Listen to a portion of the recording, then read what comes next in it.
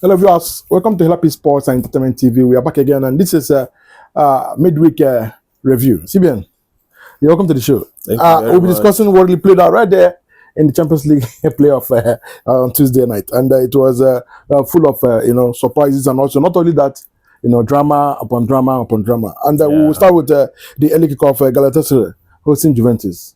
It was a dramatic one, and at the end of the day, Gala had to lead Juventus by 5-2 in that fixture. It was very dramatic because it's a game that had a lot of goals. I mean, 7 goals were scored in that particular counter. Yeah. After it started as if it's going to be end maybe by a long goal or 2 goals or thereabout. I mean, it was. I think Juventus came out in full force to try and get something out of the game yesterday, but unfortunately for them, when they equalized and then they went ahead, and Galatasaray came back. I mean, if you watched the game, it was really a hard fought for them. For Galatasaray to come back in the game, they really fought very hard, and I mean they didn't want to. They wanted to make sure that the second leg was going to be easier because this was in their home, so they needed to at least get something, maybe win the first leg so that they'll now be in a better position in the second leg. So, but it came very in the second half. I think in the second half, they came back, they got the equalizer they needed, and then scored another goal. So when they scored the third goal, I think that's when everything went south for Juventus, because as they scored the second goal, I think in the 60th minute, and then Juventus got the red card. Joan Cabal was sent off. They got his second yellow card. I think that's when everything now spoiled for Juventus. And from there, it was always going to be calamitous for them. And for them to lose 5-2 to Galatasaray, I mean, it's done and dusted. Really? Of course, you rarely see a team who has lost 3-0, who has lost by a 3-goal margin in the first leg, come back and get back. I mean, it happens. I mean, Barca did it against PSG. Chelsea was 3-1. 3-1, yeah. Chelsea was 3-1. It was 2 goals difference. Even Liverpool did it too against Barca. Okay. Yes, and I think PSG, Barca did it against PSG as well. But still, but this one like Juventus are not. You're not expecting them to be able to. They're not even playing very well. They're not playing good football right now. So we're not even going to say there's a chance for them. I'm very sure even them within themselves, they must have seen that it's almost all over for them. Okay. Now looking at the holders, it was all French affair. At the end of the day, Monaco were able to, take the lead by 2 goals from Balogun. But at the end of the day, it was a surprising one that PSG came back. Duets brace, had to help. Was helpful, and also for them to come from behind there to beat Monaco by 3-2. Yeah, the PSG started very poorly, very So the beginning of the game, they were very poor, very bad. I mean, they had to concede 2 goals before they woke up, and again, I think the most important thing that happened to them yesterday was Doué's introduction. Definitely. Dembele got injured, and then Doué came on. I mean, immediately he came on, everything changed. Definitely. If you look at the goals they scored, virtually all the goals that they scored, he had a hand in all of them. He scored 2 goals by himself. So he was the game changer. Yeah. I think if Dembele had stayed in the game, probably they wouldn't have gotten anything out of this game. Well, they had a penalty which Vitinha missed. Yeah. So that penalty miss was going to be the highlights of the performance yesterday. Yeah. But Doué came on and said no. He was going to write a different story for them. Yeah. And I think that's why they are where they are. I think they are in a very good position. I mean, the red card for the Monaco player who was sent off actually helped them as well. Yeah.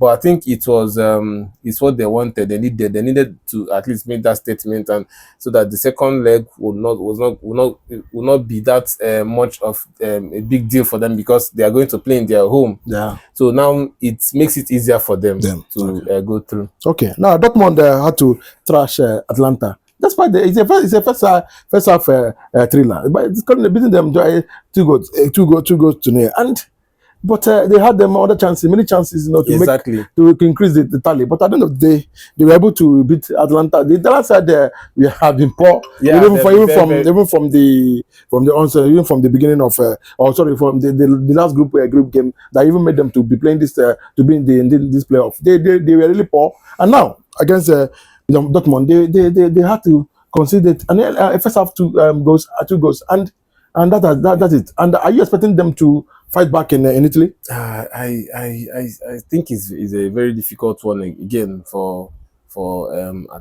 Atlanta, because I'm going to Italy and we are playing a Dortmund team that is very, very much offensive. Yeah, they are not going to sit back and wait for and you. And Guirassy has been on form. Exactly. He has been in touch. Exactly. Guirassy is a natural number 9, a natural goal scorer. I mean, yesterday he scored a goal and then assisted the other one. The assist was a very wonderful assist. I mean, he did a great work, and then gave the ball for his teammates to score. So he's been very fantastic. Definitely. He's been doing very well. I think Guirassy is I would say he's bigger than Dortmund. I think he deserves to play in a very top team. Okay. Like the likes of the Real Madrid, Barcelona, Manchester City, PSG, Arsenal, Chelsea, Manchester. I mean, Bayern Munich. I'm very sure. Probably if not because of Harry Kane, Bayern Munich must have been looking for him by now. But they have Harry Kane, so they don't need to worry. Now the drama of the night, Benfica Real Madrid. It was all mixed up with drama upon drama. Jose Mourinho receiving a red card, Virginio yellow card with his goal celebration, and despite scoring a spectacular goal, and also the drama of racism. CBN, what do you have to say about this game? Well, I think it's quite unfortunate that we, in 2026, we are still doing that. We are still talking about racism. Yeah, do you understand? Yeah. It's quite unfortunate because I watched the game and then I looked at the whole events that happened, and then you just feel very embarrassed. Definitely.